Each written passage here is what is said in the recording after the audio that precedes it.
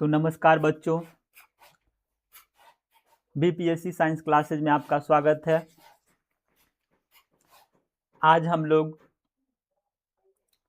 Chapter wise most important question biology के करने वाले हैं और आज से हम 10-10 क्वेश्चन रखेंगे और हर क्वेश्चन का बेहतरीन सॉल्यूशन करवाने का कोशिश करेंगे, ठीक है।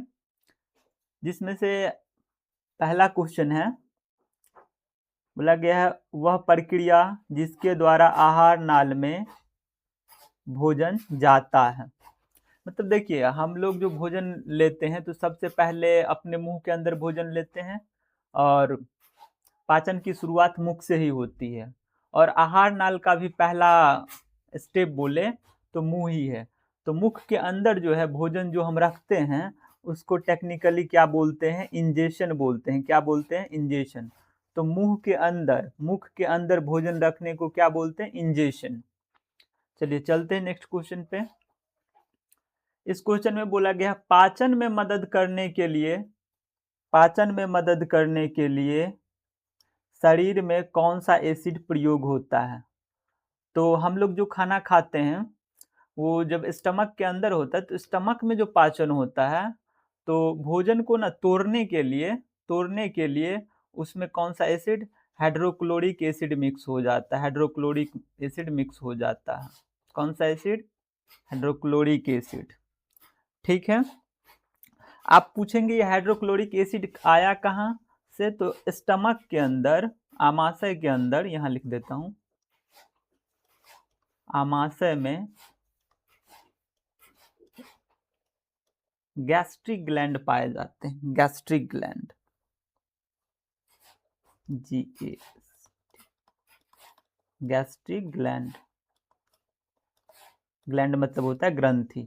इसी ग्रंथि से HCl हाइड्रोक्लोरिक एसिड का स्रावन होता है जो पेट के अंदर पाचन में मदद करता है। चलिए क्वेश्चन नंबर 3 पे चलते हैं। दूध के समान रूप से वितरित रहने के लिए दूध में बसी वसा गोलिकाओं के आकार को कम करने की प्रक्रिया क्या कहलाती है? तो दूध जब हम लेते हैं पहली बार, जब आपके यहाँ दूध आता है तो दूध के ऊपर क्या होते हैं? मोटा वाला परत होता है, वो वसा की मोटी मोटी गोलिकाएं होती है, बड़ी बड़ी गोलिकाएं होती है।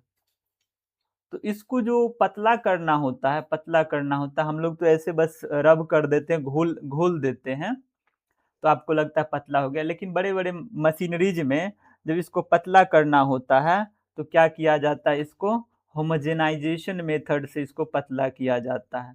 होमोजेनाइज करने का मतलब हुआ समान रूप से किसी भी चीज को बांट देना। तो इसी प्रक्रिया के द्वारा बड़ी बड़ी गोलिकाओं को, जैसे मान लेते इतना बड़ा बड़ा गोलिका दूध के अंदर ऊपर में, इस सब को तोड़ तोड़ के छोटा बना दिया जाता है तो आपको पता नहीं चलता है और दूध में ये मिक्स हो जाता है। चलिए चलते अगले क्वेश्चन पे। 4 नंबर क्वेश्चन है। इसमें बोला गया है निम्नलिखित में से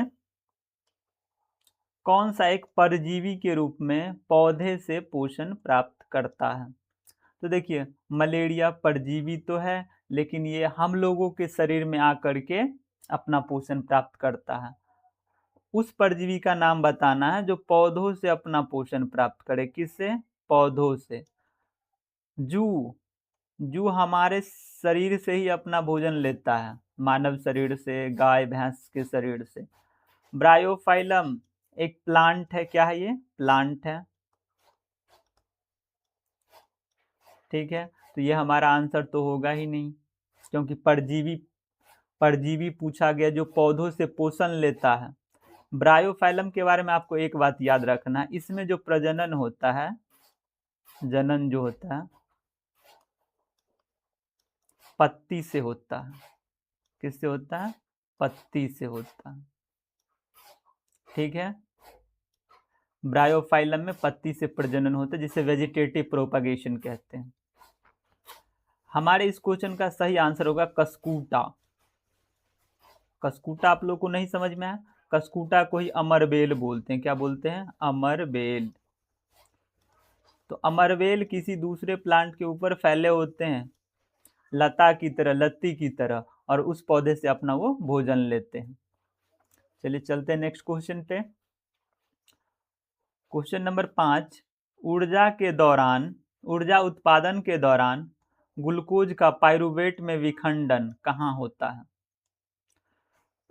हम लोग जो खाना खाते हैं, खास करके कार्बोहाइड्रेट टूट के क्या बनाता है? ग्लूकोज बनाता है, C6H12O6, ये ग्लूकोज का फार्मूला है।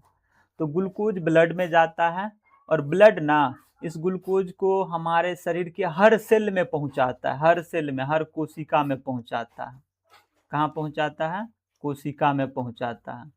और कोशिका के अंदर ही ग्लूकोज टूटता है, कोशिका के अंदर ही ग्लूकोज टूटता है और पाइरूवेट बनता है। क्या बनता है? टूट के पाइरूवेट। तो कोशिका के किस पार्ट में ये घटना होती है, ये आपसे पूछी गई है। तो इस क्वेश्चन का सही आंसर होगा कोशिका द्रव। कोशिका द्रव के अंदर ही ये ग्लूकोज टूट करके पाइरूवेट बनाते हैं। ग्लूकोज टूट करके पाइरूवेट कहाँ बनते हैं? कोशिका द्रव के अंदर। चलिए चलते हैं नेक्स्ट क्वेश्चन पे। क्वेश्चन नंबर 6, गर्भाशय में भ्रूण को पोषण प्रदान करने वाला ऊतक कौन सा है? जब माँ के गर्भ में बच्चे होते हैं तो वो तो डायरेक्ट खाना नहीं खा सकते हैं, या उसको जो भी न्यूट्रिशन चाहिए वो तो डायरेक्ट नहीं मिलेगा। तो मम्मी जो खाती है ना, जिस तरह का पोषण लेती है, जिस तरह का आहार लेती है, वो एक प्लेसेंटा के थ्रू, प्लेसेंटा ट्यूब ही है एक टाइप का, प्लेसेंटा के थ्रू बच्चों के पास पहुंचता है। क्वेश्चन नंबर 7, पाचन के दौरान पीत की क्या भूमिका है? पाचन के दौरान पीत की क्या भूमिका है? तो सबसे पहले आपको याद क्या रखना है, पीत है क्या? पीत एक प्रकार का पिगमेंट है, वर्णक है, जिसका निर्माण कहाँ होता है? लीवर में, जिसको हिंदी में हम लोग यकृत बोलते हैं। यकृत में पीत का निर्माण कहाँ होता है? यकृत में निर्माण होता है। पीत एक प्रकार का जूस है। ये क्या करता है? तो जो हम खाना खाते हैं उसमें वसा जो होता है, वसा को पचाता नहीं है, वसा का पाइसीकरण करता है। क्या करता है? वसा का पाइसीकरण, पाइसीकरण करता है। पाइसीकरण कहने का मतलब हुआ कि वसा गोलिका के रूप में पाया जाता है, गोले के रूप में, ऐसे बड़े बड़े गोले के रूप में। इसको तोड़ तोड़ के छोटा बनाना ही, वसा की गोलिकाओं को तोड़कर छोटा बनाना ही वसा का पाइसीकरण कहलाता है। तो इसमें कौन सा ऑप्शन है वसा का पाइसीकरण? ऑप्शन नंबर डी सही होगा इस क्वेश्चन का आंसर। तो पीत, बाइल जूस क्या करता है? वसा का पाइसीकरण, emulsification of fat. 8 number question पढ़ेंगे, लार में कौन सा एंजाइम पाया जाता है? तो लार सबसे पहले देखने को कहाँ मिलता है? मुख के अंदर। आप जब भी कुछ चटपटा देखते हैं, गोलगप्पा देखते हैं, अचार वगैरह देखते हैं, तो आपके मुंह में आ जाता है पानी। ये पानी नॉर्मल पानी नहीं है, ये है एंजाइम। क्या है? एंजाइम। इसी एंजाइम का नाम आपसे पूछा गया है। लार में जो एंजाइम पाया जाता है उसको हम लोग एमाइलेज बोलते हैं, और एमाइलेज का काम आप लोग याद रखेंगे, कार्बोहाइड्रेट को,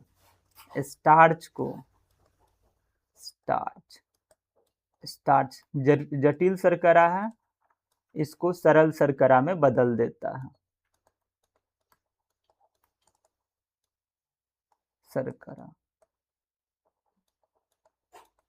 मतलब आंशिक रूप से कार्बोहाइड्रेट को, स्टार्च को एमाइलेज मुख के अंदर ही पचा देता है। यहाँ से एक और क्वेश्चन आप लोग याद रखेंगे, जब क्वेश्चन पूछा जाएगा कि भोजन का पाचन शुरू कहाँ से होता है, तो मुख से ही, क्योंकि यहाँ पे स्टार्च टूट न गया। चलिए चलते हैं 9 नंबर क्वेश्चन पे। इनमें से कौन सा पदार्थ तंबाकू में मौजूद होता है? तंबाकू में निकोटीन नाम का पदार्थ पाया जाता है। तंबाकू में निकोटीन नाम का पदार्थ पाया जाता है। चलिए हम लोग आ गए अपने लास्ट क्वेश्चन पे। निम्नलिखित में से कौन सा विटामिन, मतलब कौन सा विटामिन के की कमी के कारण होता है? रोग का नाम पूछा गया है। तो जब हमारे ब्लड में विटामिन के की कमी हो जाएगी तो क्या होगा? डिंब की अपरिपक्वता, तंत्रिका शोथ, नहीं, रक्त के थक्के के जमने में विफलता, मतलब हमारा ब्लड क्लॉटिंग रुक जाता है, ब्लड जमता ही नहीं रहता है, ब्लड क्लॉट नहीं होगा। तो ऐसे व्यक्ति जिसमें विटामिन के की कमी और उसके हाथ में थोड़ा सा कट लग जाए तो बहुत ज़्यादा ब्लड बाहर आ सकता है, क्योंकि ब्लड को क्लॉट होना था विटामिन के प्रेजेंस में, और विटामिन के तो यहाँ है ही नहीं, कमी है, तो ब्लड क्लॉटिंग प्रभावित होती है। तो धन्यवाद बच्चों इस क्लास से जुड़ने के लिए। ऐसा ही क्लास मैं अब रोज लेके आऊँगा। इस चैनल को सब्सक्राइब कर लीजिए और अपने दोस्तों तक